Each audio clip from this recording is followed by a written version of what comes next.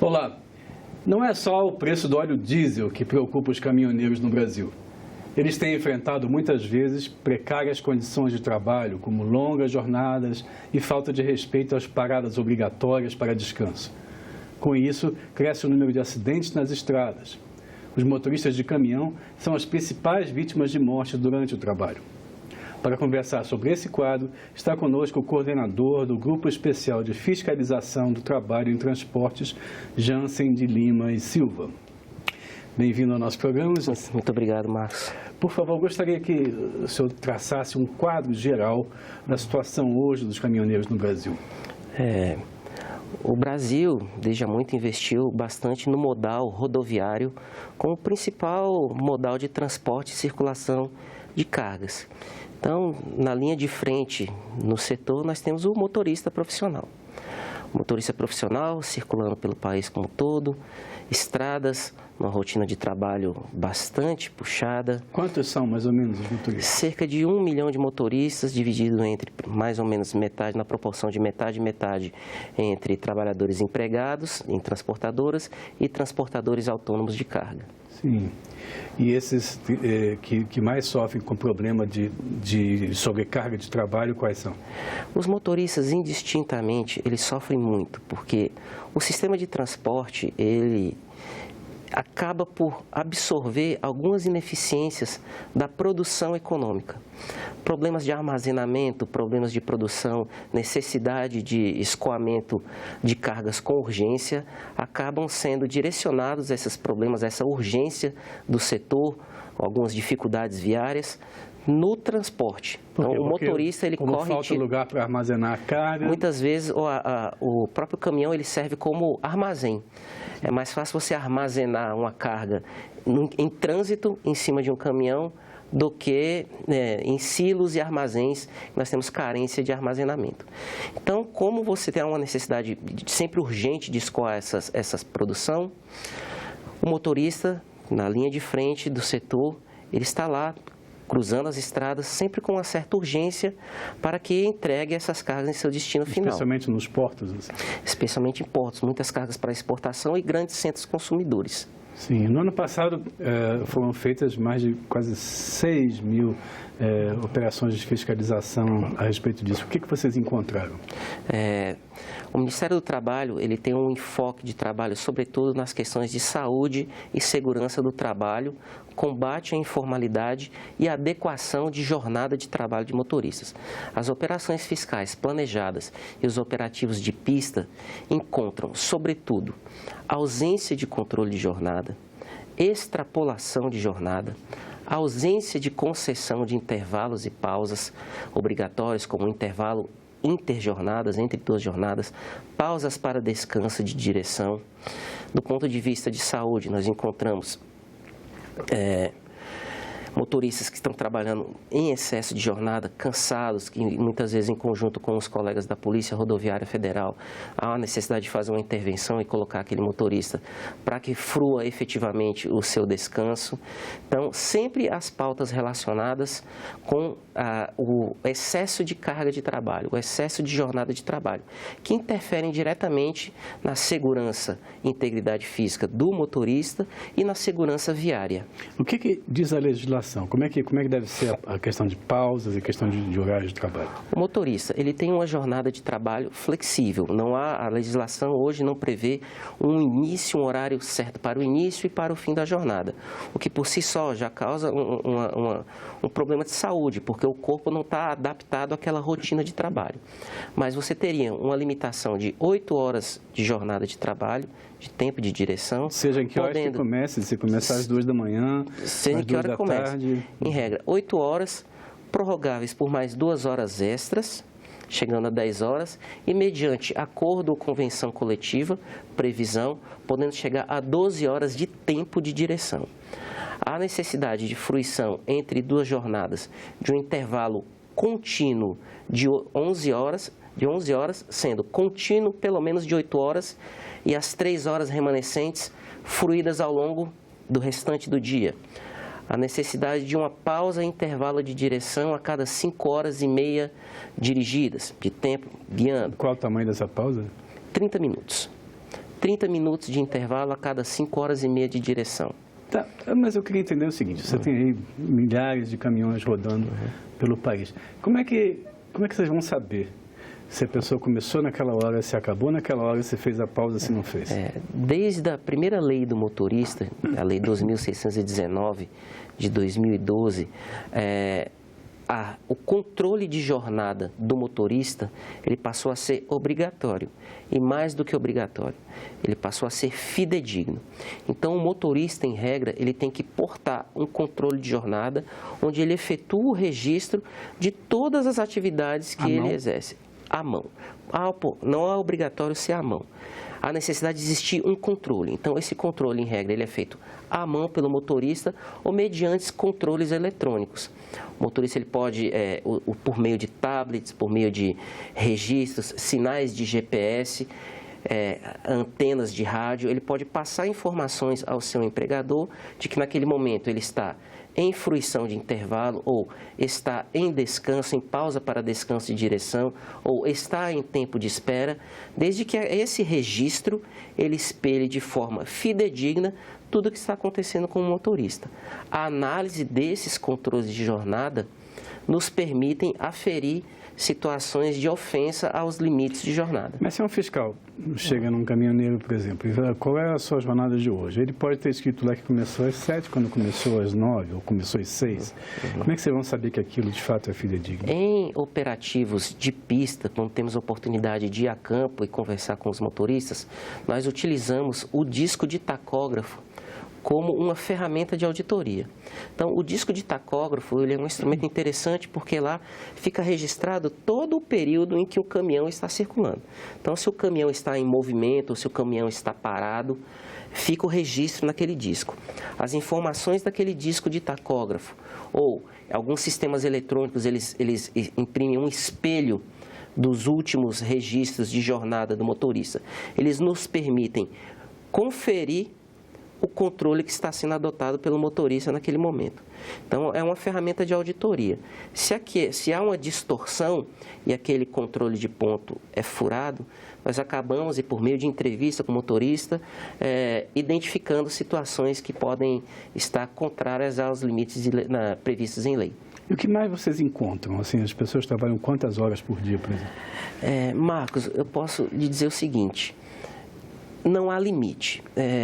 A primeira lei dos motoristas, a lei 2.619, ela previu a possibilidade do motorista ter sua jornada de trabalho aferida e mais 2 horas extras. Então, haveria um limite de 10 horas extras, de 10 horas de trabalho.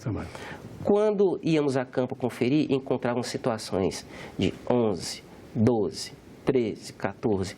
Sob a alegação de que não haveria pontos de parada para descanso, a Lei 13.103 de 2015 abriu a possibilidade dessa jornada ser estendida não mais por 2 horas, mas por 4 horas, mediante acordo coletivo. Então, o motorista, em regra, poderia dirigir até 12 horas. O que nós verificamos em pista é que, se o limite aumentou para 12, os motoristas estão dirigindo 13, 14, 15, 16. O que nós verificamos não importa o limite em que aumente, sempre vamos encontrar situações de excesso, não há o limite. O mais comum, poderia dizer para vocês, são situações de jornada de trabalho em excesso acima de 12 horas. Ou, principalmente, a ausência da fruição do intervalo interjornadas, aquele intervalo para ele dormir, para ele descansar entre uma jornada e outra, que não chega a 8 horas contínuas. Bom, naturalmente que isso vai afetar a segurança nas estradas, né? Sim, com certeza afeta a segurança viária, porque assim, a pessoa não está íntegra, não está, o trabalho já é um trabalho que tem uma característica muito monótona. Então, ele por si só, pela falta de monotonia, ele já causa sono. Se a pessoa não fruiu aquelas pausas necessárias, a possibilidade dele entrar, ter comprometido a sua situação de vigília e, com isso, causar um acidente, se acidentar e, sobretudo, afetar as pessoas, os outros usuários da via, ela aumenta exponencialmente. E a questão do uso de drogas, isso tem também crescido nas estradas?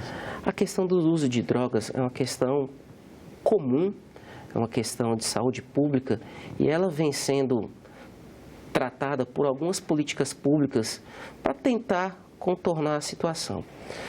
O uso de drogas na estrada, para o Ministério do Trabalho, ele não é um componente ocupacional. Ele é mais um problema de saúde pública e de segurança viária. Tanto que, por iniciativa do Ministério das Cidades, por meio do CONTRAN e do DENATRAN, instituiu-se a questão do exame toxicológico, como uma medida de segurança viária.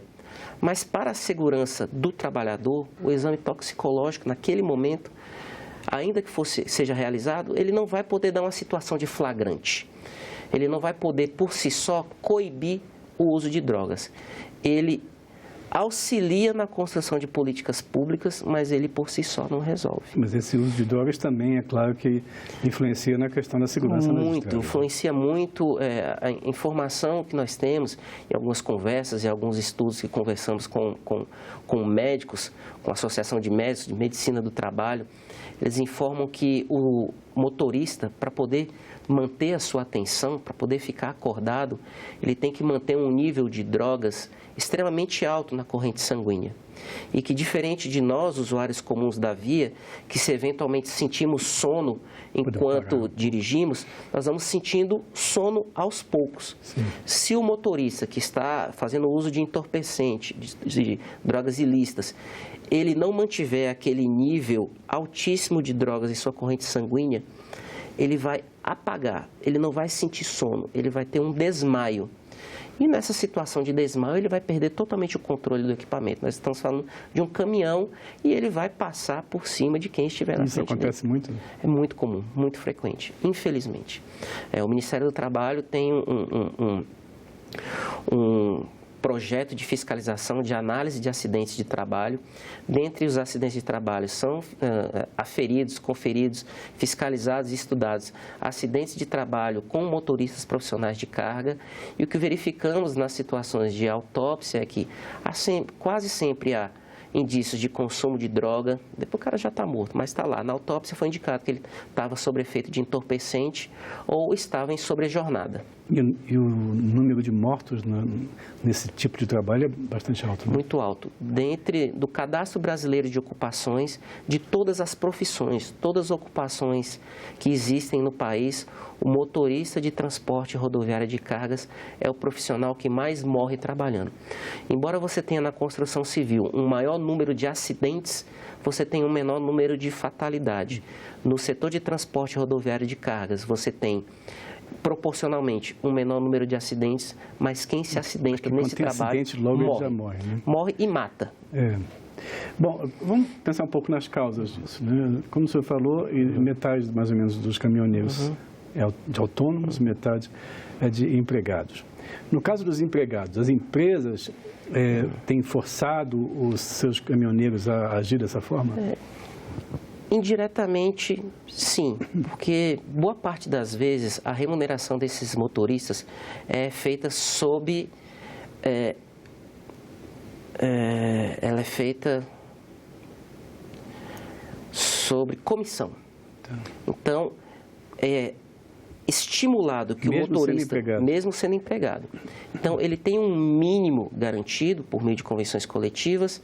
Esse mínimo garantido, ele tem um valor baixo, muitas vezes ele não é o suficiente para que o motorista ele supra as necessidades de sustento próprio e de sua família, então ele acaba pedindo para trabalhar mais. Assim, ele acaba se obrigando a trabalhar mais, porque quanto mais ele transportar, quanto mais tempo ele tiver na estrada, quanto mais tempo ele estiver rodando, maior será o número de viagens que ele realizará, por consequência, maior será a remuneração que ele terá, já que ele trabalha sobre a comissão pelo frete. As empresas também pedem que ele trabalhe mais ou ele que pede para trabalhar mais? Indiretamente, pelo desenho do sistema, já que a remuneração que é garantida para ele é muito pequena, se ele trabalha por comissão, ele acaba sentindo a necessidade de trabalhar mais ou de andar mais, ou para poder ter tempo de efetuar mais fretes e receber uma comissão por esses fretes realizados que atinjam aquele objetivo de remuneração apto a sustentar a sua família. Sim, mas quando tem uma fiscalização, a multa vai sobre as empresas. Empresa. A multa vai para as empresas. É responsabilidade das empresas. Se é o empregado que pede para trabalhar mais, mesmo assim a empresa paga a multa. Então, o que pode ser feito nesse caso? Eu acho que há necessidade de conversação. Na minha opinião, a remuneração do motorista atrelada à produção, ela não deveria ocorrer. Haveria necessidade de se evoluir nas discussões sobre o ponto de vista de remuneração.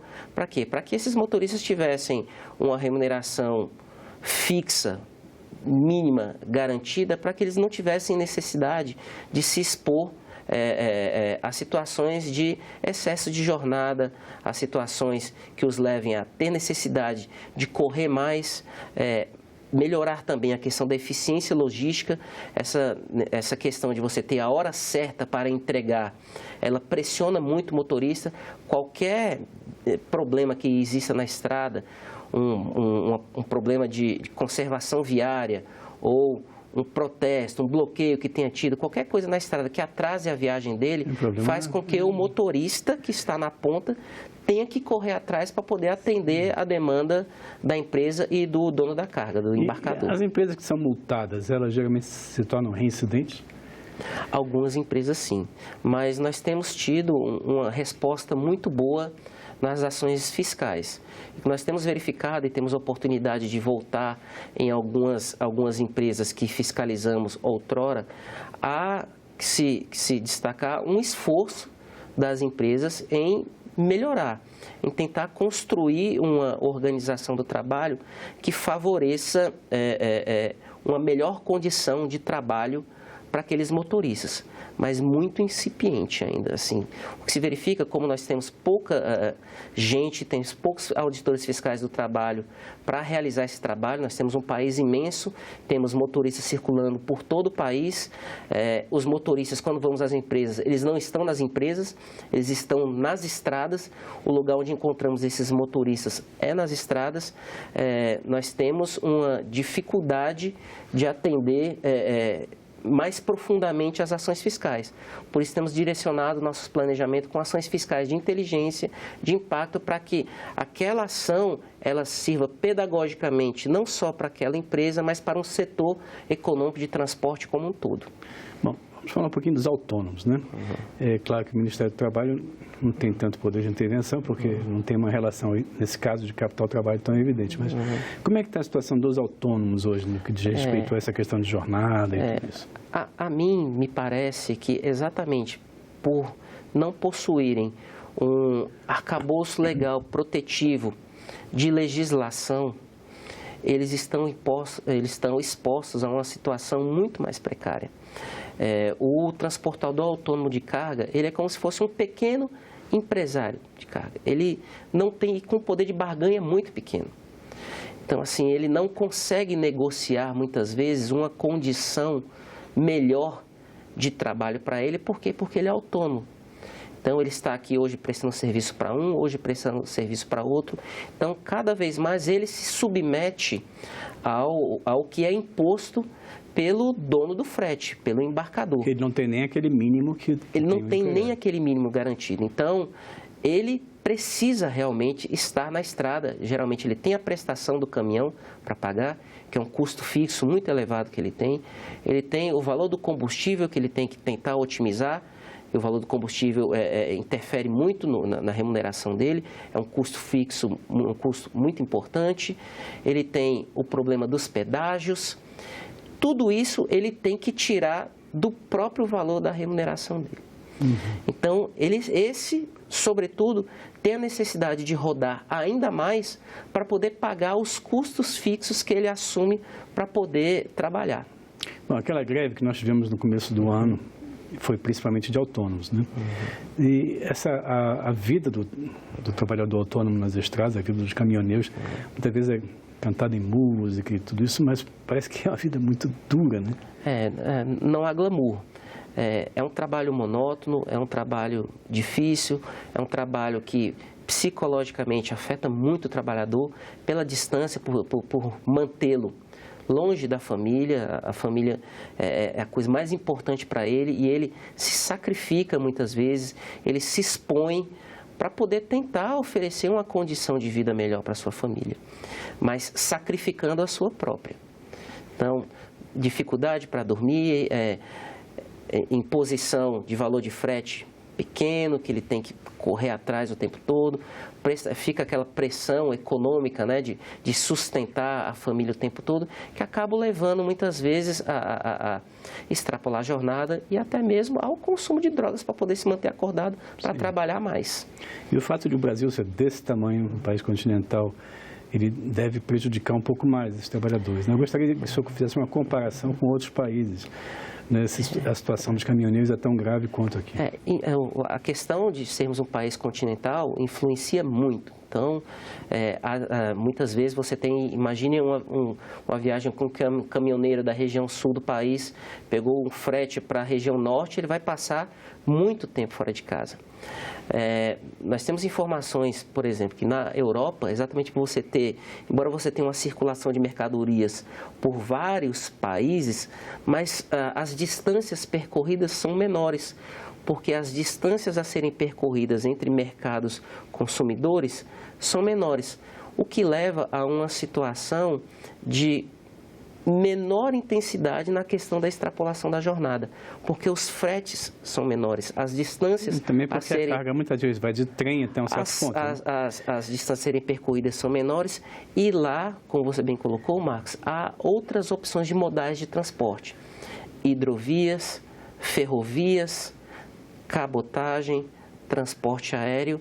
Aqui nós temos uma matriz de transporte muito centrada no transporte rodoviário. E isso acaba por intensificar muito o trabalho do motorista. O motorista é uma peça muito chave dentro da logística de distribuição no país.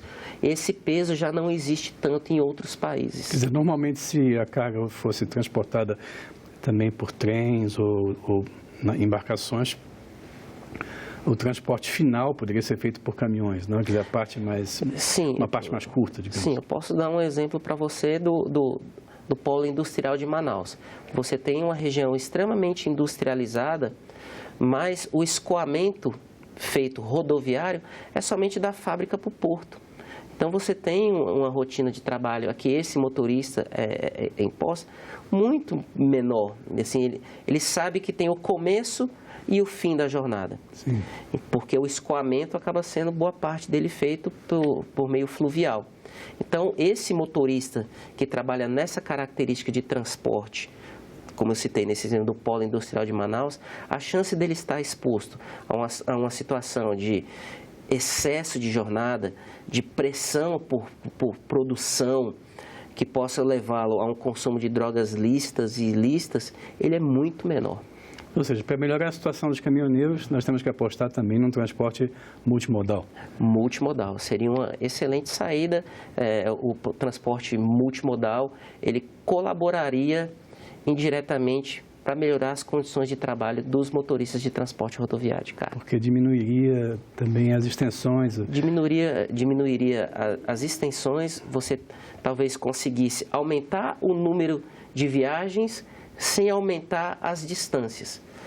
Se você tem uma possibilidade de fazer um escoamento por meio de ferrovia, por exemplo, você poderia ir buscar, vamos pegar um exemplo de soja mais vezes nas fazendas, deixar no porto ferroviário, no porto seco, para embarque nos trens, voltar e pegar uma nova carga, dirigindo um período muito menor do que ele teria... Sem ter que dirigir 2.000 quilômetros saindo do Mato Grosso até Santos ou Paranaguá. Sim. Exposto a situações de risco, de segurança viária, de pressão pela entrega, porque tem a hora do navio certa para sair. Se o caminhão não estiver lá naquele horário, ele vai perder o embarque, vai causar um prejuízo financeiro em toda a cadeia. Então, o motorista ele acaba sendo muito pressionado por isso. Bom, então, falando sobre o futuro, né? Ou seja, o que a gente pode fazer no Brasil para diminuir esse problema? Eu acho que há necessidade de uma interlocução maior entre os entes governamentais, entre as categorias econômicas e a categoria dos trabalhadores, para a construção conjunta de melhorias que levem à preservação, ao equilíbrio entre a preservação da saúde do trabalhador, sua integridade física, a remuneração justa, o o preço e o interesse econômico da produção. Eu acho que isso pode evoluir na construção de investimentos em modais diferentes, entre políticas públicas de saúde e segurança para esses trabalhadores, para que evite que eles tenham esse consumo de substâncias ilícitas, um trabalho de prevenção para acidentes de trabalho em conjunto, não só com o Ministério do Trabalho, mas com outros órgãos parceiros, como a Agência Nacional de Transportes Terrestres, como Polícia Rodoviária Federal, do ponto de vista governamental, Confederação Nacional dos Transportes, Federação dos Trabalhadores em Transporte, para que, sentando numa mesa, discutam soluções viáveis em que essa relação se equilibre mais, porque, a meu ver, ela se encontra em franco desequilíbrio em relação ao trabalhador. O que falta para fazer isso? Diálogo. Eu acho que falta todo mundo ter a disponibilidade de sentar de coração aberto para construir soluções conjuntas, pensando não somente em si, mas pensando na evolução do setor de transporte, do setor econômico de transporte como um todo. Ou seja, falta uma liderança? Eu acho que falta uma articulação. Eu acho que falta uma articulação melhor entre todos os interessados. Okay. Bom, Sr. Jansen, muito obrigado por participar da nossa entrevista. E se você quiser rever ou compartilhar esse programa, visite nossa página na internet, senado.leg.br/TV. Outra opção é o canal da TV Senado no YouTube. Se você quer fazer comentários, críticas ou sugestões, ligue para o telefone 0800 61 2211. Muito obrigado pela sua companhia e até o próximo Cidadania.